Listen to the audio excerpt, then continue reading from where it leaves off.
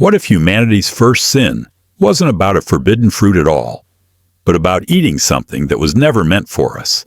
And the secret to restoring our health has been sitting in the Garden of Eden we abandoned.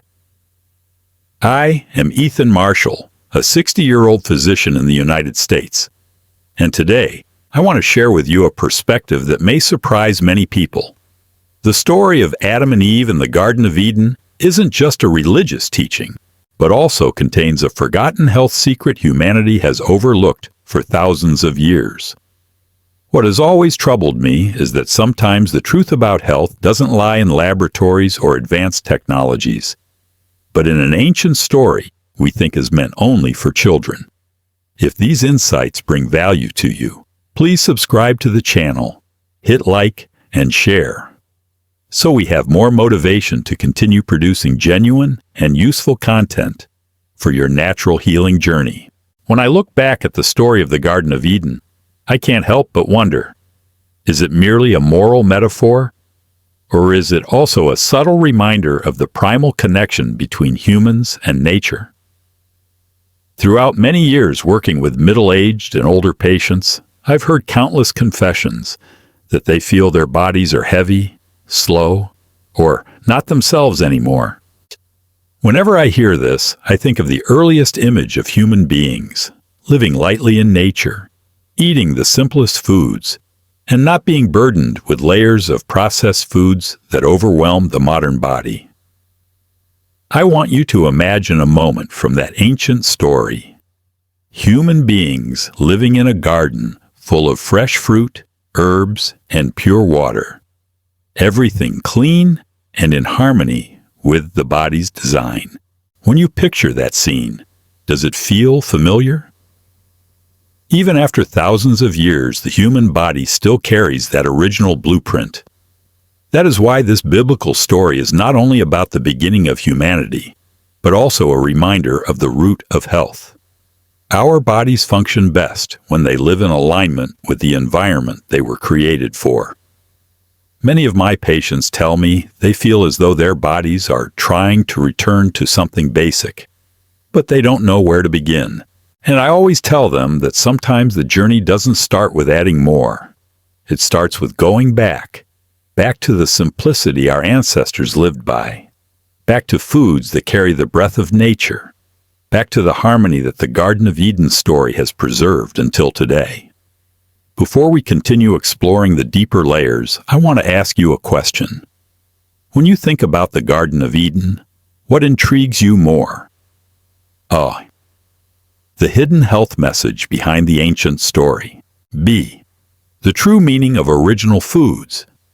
Leave your choice in the comments so we can continue this conversation together. Genesis 1:29 describes a clear primal food pattern. Every seed-bearing plant and every tree that has fruit was given to humankind. And through the lens of modern physiology, this reveals a diet rich in fruits, seeds, and herbs, foods high in water, natural enzymes, soluble fiber, and low digestive burden. Structurally, water-rich fruits and fresh vegetables provide immediate hydration, enzymes that support basic digestion, and fibers that mechanically maintain gut motility and nourish beneficial microbiota.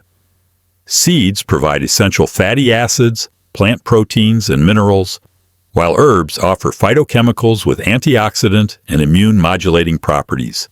When compared with analyses from the natural healing literature you provided, a clear pattern emerges. An original diet is low mucus, low in refined foods, and low in heavy animal proteins, which reduces the substrates for mucus production and degenerative waste buildup in the tissues. Metabolically, fresh foods lighten the digestive load. The digestive system isn't constantly forced to handle processed foods, and this allows endogenous processes such as tissue repair, liver detoxification, and microbiome balance to function more effectively.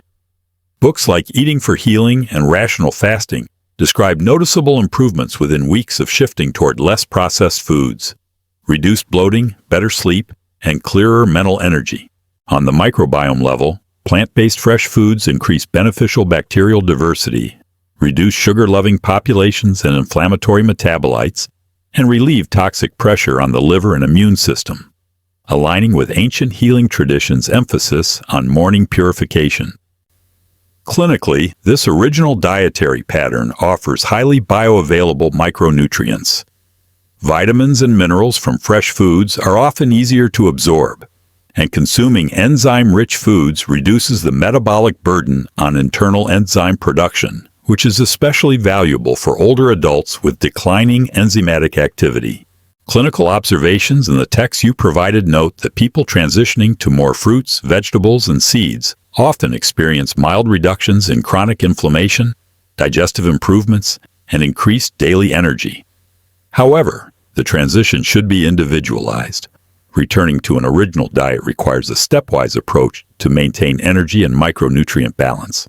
In sum, the Genesis diet reflects a biologically compatible pattern. High water, enzyme-rich, fiber-dense, phytonutrient-rich foods that produce minimal mucus and minimal metabolic load, elements which, when intentionally revived today, can reactivate natural healing mechanisms and reduce chronic disease burden. Arnold Ehret's philosophy of the mucusless diet centers on the idea that certain foods generate mucus in the digestive tract and tissues, and that the accumulation of this mucus is the root of many chronic dysfunctions. According to this framework, foods such as cow's milk, heavy dairy products, processed meats, refined starches, and industrial foods increase sticky compounds that impair the detox capacity of the intestines, liver, and lymphatic system, resulting in toxin buildup and prolonged inflammation. Physiologically, the core argument is that difficult-to-digest foods or excess animal protein and saturated fats force the digestive system to overproduce mucus to protect its lining. Over time, this mucus not only coats the gut lining, but also interferes with normal metabolic exchange, reducing micronutrient absorption and amplifying systemic inflammation, explaining chronic symptoms like indigestion, joint pain, fatigue, and low energy. Texts on fasting and cleansing in your provided materials describe similar phenomena. When mucus-producing foods are removed, the body can break down and expel accumulated waste, activating autophagy and enhancing liver detoxification. Observed benefits include reduced inflammation, improved gut motility, and increased clarity and vitality. From a microbiome standpoint, a low-mucus, plant-rich diet supports beneficial bacterial diversity and reduces toxin-producing populations, thereby lightening the liver's detox load. Clinically, gradual transition to a low-mucus diet, along with hydration, non-mucus-forming fiber, and short supervised fasting cycles, often improves digestive symptoms, mild joint discomfort, and energy levels. However, responses vary widely and require personalized pacing with medical oversight for those with underlying conditions. The recommended implementation includes reducing mucus-forming foods, replacing them with water-rich fruits, fresh vegetables, herbs, and soaked seeds, and supporting gentle elimination rather than relying on extreme interventions. The aim is not dietary extremism, but creating an internal environment conducive to homeostasis and self-repair. Ultimately, Ehret's lens highlights how food choices shape internal ecology, asserting that removing mucus-forming foods reduces toxin accumulation, inflammation, and physiological burden. When integrated prudently with modern nutritional insight and medical supervision, it can serve as a valuable complementary strategy in reducing chronic disease load. The symbol of the forbidden fruit can be understood as a profound metaphor for dietary misalignment. Not a purely religious act, but an illustration of choosing foods incompatible with human biological design, resulting in physiological and mental dysfunction. Consuming foods not meant for us, highly processed foods, cow's milk and dairy products, industrial meats, refined sugar, and white flour, creates a constant influx of mucus-forming substrates, metabolic burden, and degenerative waste, forcing the detox organs, liver, kidneys, lymphatics, gut, to work beyond capacity. When this capacity is exceeded, toxins accumulate in tissues and interstitial fluids, fueling low-grade chronic inflammation, reducing cellular regeneration, and disturbing homeostasis. Observations in the natural healing literature you provided describe clear signs of this forbidden fruit eating: persistent bloating, unexplained fatigue, joint pain, dull skin, and gradual metabolic disorders. These symptoms are not moral judgments, but biological warnings that the internal environment is under strain. On the microbiome level, consuming the forbidden fruit explains the shift toward harmful populations triggered by refined foods and excess animal protein, weakening the gut barrier and enabling low-grade intestinal permeability, a mechanism linking digestive issues with systemic inflammation. Additionally, toxins stored in adipose tissue from years of consuming unsuitable foods often lead to intense detox reactions when intake is suddenly reduced, such as during fasting, a process often misunderstood as the body being damaged, when in fact it indicates the mobilization and release of stored waste. Case studies in your provided texts recount patients who improved dramatically after removing mucus-forming foods and shifting toward fruits, vegetables, and herbs. Better digestion, improved sleep, increased energy, small but consistent evidence supporting the metaphor's message. Socially and ethically, viewing forbidden fruit as a metaphor raises questions about personal and collective responsibility. Promoting industrial diets can be seen as harming the internal ecology of communities, whereas choosing natural foods represents a return to sustainable biological principles. The conclusion does not prescribe dogma, but invites thoughtful reflection. Understanding the forbidden fruit as a biological warning helps redirect dietary choices, reducing toxic load, honoring natural elimination rhythms, and treating food selection not merely as personal pleasure, but as a long-term investment in bodily and communal health. In the broader landscape of natural health, the core message of the Garden of Eden is not a distant myth, but a biological principle that has accompanied humanity since its beginning. The body functions best when nourished by foods aligned with its inherent design. Returning to natural foods is not simply healthy eating, but the restoration of a physiological order disrupted by modern habits.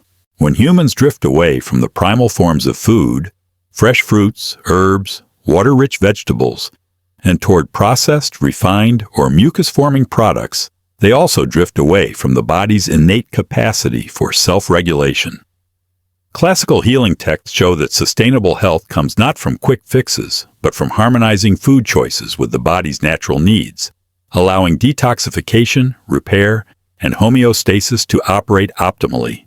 When we return to natural foods, the detox organs lighten their workload, the gut microbiome stabilizes, and internal repair mechanisms function more efficiently, creating a foundation for holistic well-being. This carries not only physiological meaning, but symbolic meaning. Returning to Eden represents returning to an original state, where humans lived close to their environment and were not driven by cravings beyond biological need. Ethically, choosing natural foods reflects respect for the body's design, rather than pushing its systems into chronic overload. Clinical observations show that people improve not through extreme dietary shifts, but through small, consistent adjustments. Adding more fresh fruit in the morning, reducing processed foods, prioritizing water-rich vegetables, and giving the body more time between meals. All these steps reflect a core principle.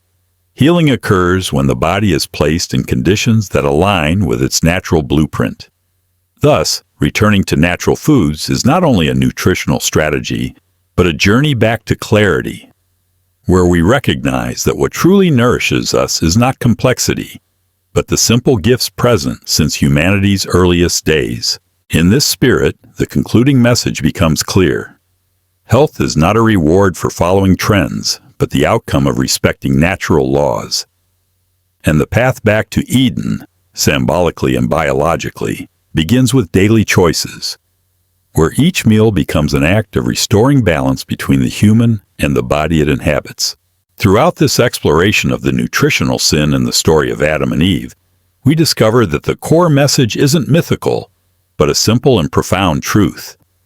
The human body was designed to function best when nourished with natural, clean, non-mucus-forming foods. From Genesis 1:29 to Eretz philosophy, From clinical experience to real-life observation, every clue points to the same conclusion. When we eat foods not meant for us, the body weakens. When we return to original foods, the body recalibrates and heals itself. One thought worth reflecting on is this: true change doesn't come from complexity, but from simplification. Just by increasing water-rich fresh foods and reducing processed and refined foods, the body naturally enters a state of detox and renewal. These are small steps but create lasting transformation, especially for those seeking balance. After years of living out of sync with natural rhythms. Before you go, I want to ask, in restoring health, what do you believe matters more?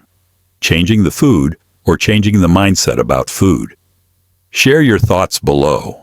If you want to receive an in-depth ebook on natural healing and continue your journey toward rebuilding health from the root, fill out the form in the description.